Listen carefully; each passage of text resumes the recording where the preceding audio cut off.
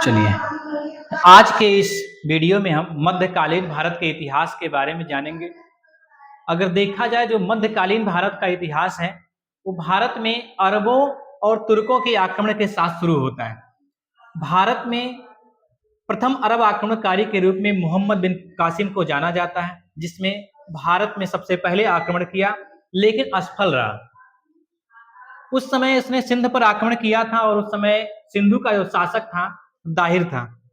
उसके बाद देखा जाए तो महमूद गजनवी का आगमन होता है, उसके बाद मोहम्मद गोरी का आगमन होता है और इन्हीं की विजय के उपरांत भारत में वास्तविक रूप से इस्लामिक सत्ता और दिल्ली सल्तनत की स्थापना हो जाती है। तो आइए एक एक करके देखते हैं। सबसे पहले हम चर्चा करेंगे महमूद गजनवी की। अगर महमूद गजनवी की बात करें तो ये अफगानिस्तान में एक छोटे से राज्य गजनी का रहने वाला था। ये लगभग 999 ईस्वी के आसपास गद्दी पर बैठता है और वहां के ये जो राज्य है, वहां के जो खलीफा हुआ करते थे, उन खलीफाओं से ये स्वतंत्र था और इनके शासकों को सुल्तान कहा जाता था। और इनकी जो रियासत थी, राज्य थे, उनको सल्तनत कहा गया। क्या कहा गया है? सल्तनत कहा गया है। अगर हम बात करें महमूद गजनवी की तो इसने लगभग भारत पर 17 बार आक्रमण किया है और इसके आक्रमण का उद्देश्य सिर्फ इतना था कि भारत की संपत्ति को लूटना। लूटपाट के ही उद्देश्य से इसने भारत पर आक्रमण किया और सफल भी रहा। और इसका सबसे महत्वपूर्ण आक्रमण रहा है भारत में सोमनाथ मंदिर पर आक्रमण। सोमनाथ मंदिर को इसने लूटा और ढेर सारा धन संपदा एकत्र करके ले गया। जब ये ले जा रहा था संपदा को, संपत्ति को लूटकर, तो उस समय जाटों ने इसका विरोध किया था। तो इसका जो अंतिम आक्रमण था वो इसी जाटों के विरुद्ध था, उनको दंडित करने के लिए, क्योंकि इन्होंने ही इसका विरोध किया था। तो आइए देखते हैं इसके एक एक आक्रमण जो महत्वपूर्ण है। और ये अपने साथ कुछ महत्वपूर्ण विद्वानों को भी लेकर आया था, कुछ प्रसिद्ध विद्वानों को भी लेकर आया था, जिसमें अल-बरूनी का नाम आता है, फिरदौसी का नाम आता है, फारूकी का नाम आता है। अल-बरूनी भी काफी विद्वान था। वो भारत में आकर संस्कृत और ज्योतिष की शिक्षा ग्रहण की है। आइए एक एक करके एक एक बिंदुओं पर चर्चा करते हैं। तो सबसे पहले हम बात करेंगे महमूद गजनवी की।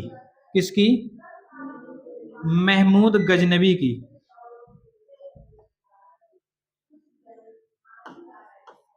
महमूद गजनवी की। कलर क्यों नहीं चेंज हो रहा जी?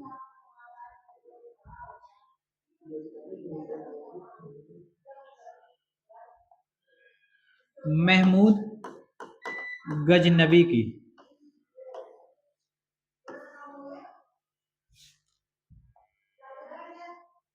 अजय जरा देखो कलर क्यों नहीं चेंज हो रहा है इसका।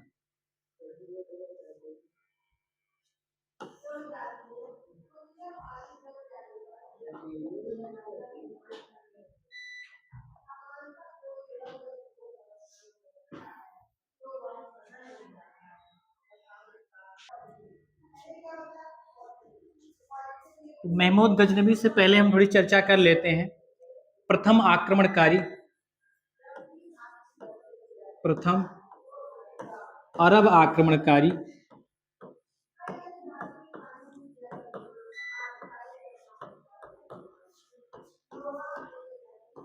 प्रथम अरब आक्रमणकारी मोहम्मद बिन कासिम था। मोहम्मद बिन कासिम था। इसने सिंध पर आक्रमण किया।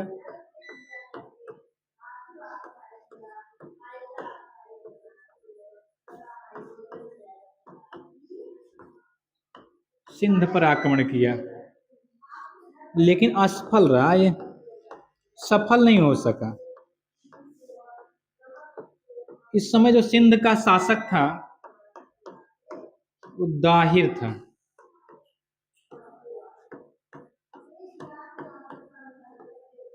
ठीक, तो इतनी बातें अरब आक्रमणकारी मोहम्मद बिन कासिम से हैं, इसे आप नोट कर लें। फिर आगे हम बढ़ेंगे मोहम्मद बिन कासिम के बाद महमूद गजनवी की तरफ।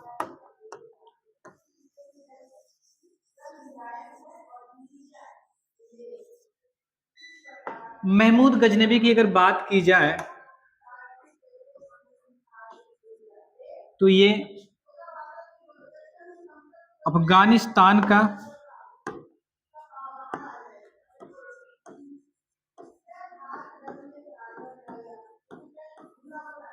एक छोटे से राज्य का शासक हुआ करता था। गजनी ये लगभग 999 ईस्वी में ये शासक बनता है।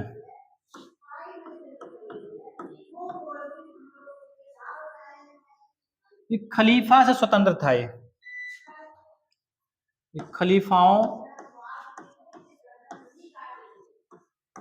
से स्वतंत्र था।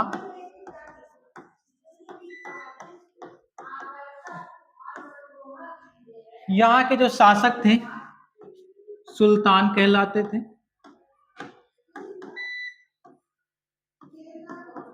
और इनका जो क्षेत्र था वो सल्तनत के नाम से जाना जाता था। तो आगे चलकर महमूद गजनबी और मोहम्मद गोरी के बाद दिल्ली सल्तनत की स्थापना होती है। अगर हम इस बात करें महमूद गजनबी का जो पहला आक्रमण था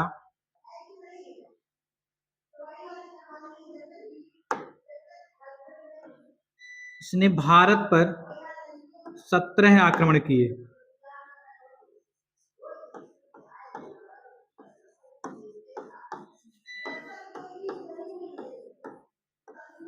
सत्रह आक्रमण किया भारत पर। भारत पर महमूद गजनबी ने कितना आक्रमण किया? 17 आक्रमण किया। ठीक है। 1001 ईस्वी में भारत पर पहला आक्रमण करता है। भारत पर पहला आक्रमण करता है और ये हिंदू शाही राजा जयपाल के विरुद्ध था। किसके विरुद्ध? जयपाल के विरुद्ध था।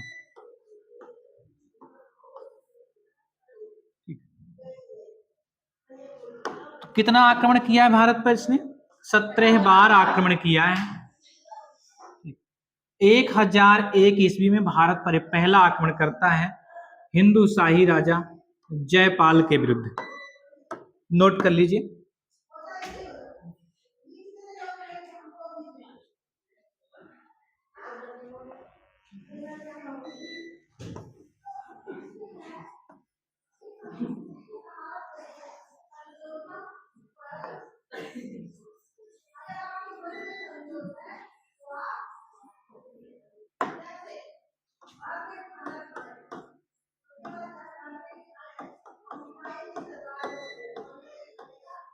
महमूद गजनबी या महमूद गजनी।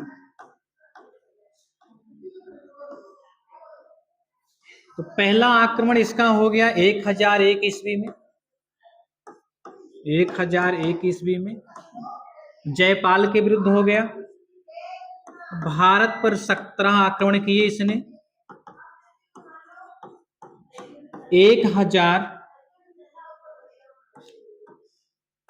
1001 से 1025 ईस्वी में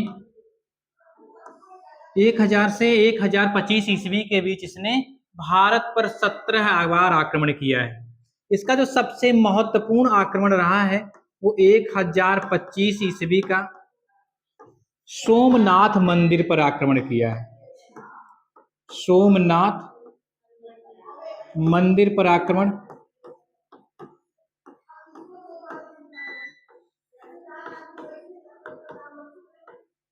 सोमनाथ मंदिर पर आक्रमण कब किया है इसने? 1025 ईस्वी। महत्वपूर्ण आक्रमण था ये। इसने मंदिर को लूटा। बहुत सारे मंदिरों को भी इसने लूटा है। मठों को तोड़ दिया है, मंदिरों को भी तोड़ दिया है। मंदिरों और मठों को तोड़ दिया।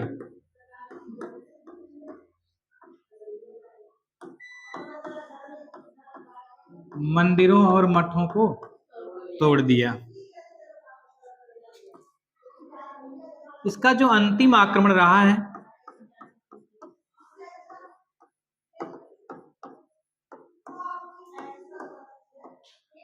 वो जाटों के विरुद्ध किया है।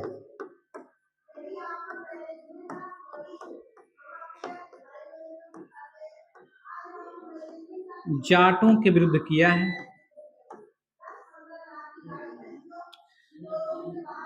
क्योंकि इन्होंने ही इसका क्या किया था, विरोध किया था। जब ये लूट कर ले जा रहा था तो विरोध किया था। तो इनको दंडित करने के उद्देश्य से, इनको दंडित करने के उद्देश्य से अंतिम आक्रमण किया था।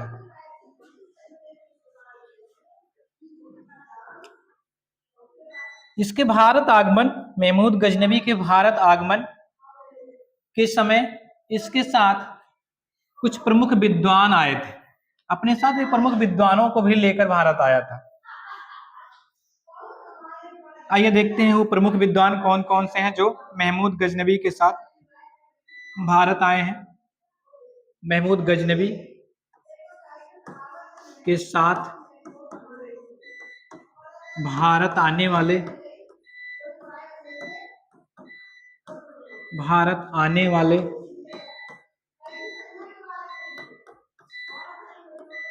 महत्वपूर्ण विद्वान,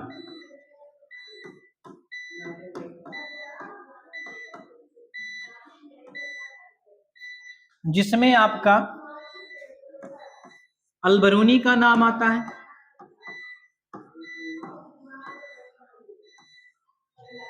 और फिरदौसी का नाम आएगा, फारूकी का नाम आएगा,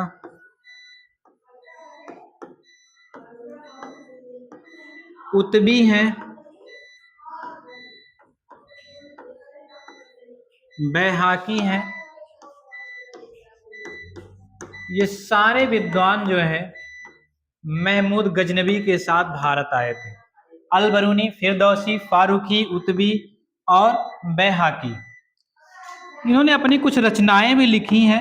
जैसे फिरदौसी की जो रचना है शाहनामा, फिरदौसी की कौन सी रचना है, शाहनामा नामक पुस्तक फिरदौसी ने लिखी है। अलबरूनी ने भी पुस्तक लिखी है, इसकी रचना है,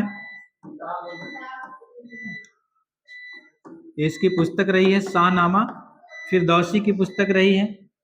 अगर हम अलबरूनी की रचना की बात करें तो इन्होंने भी किताबें लिखी हैं। किताबुल हिंद, किताब उल हिंद, तहकीक हिंद,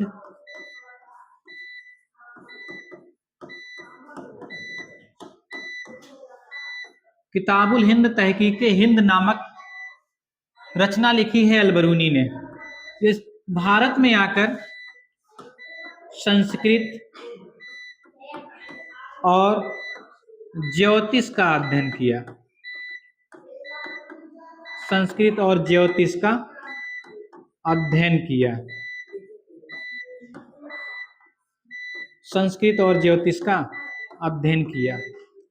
अलबरूनी का अगर मूल नाम की बात करें, अलबरूनी का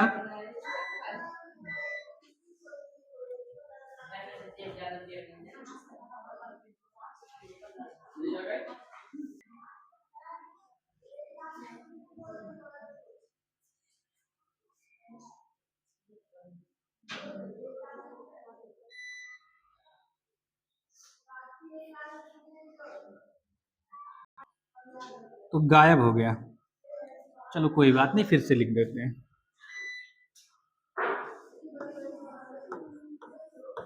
अलबरूनी के बारे में पढ़ रहे थे। अलबरूनी का जो मूल नाम था वो अबू रिहान मोहम्मद बिन अहमद, अबू रिहान मोहम्मद बिन अहमद।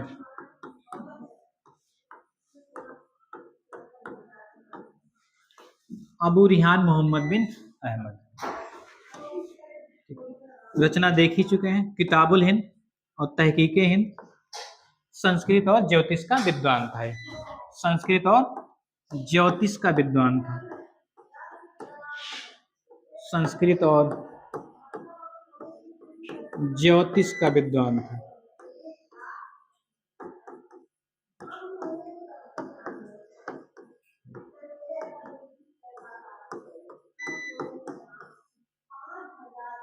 नोट कर लीजिए।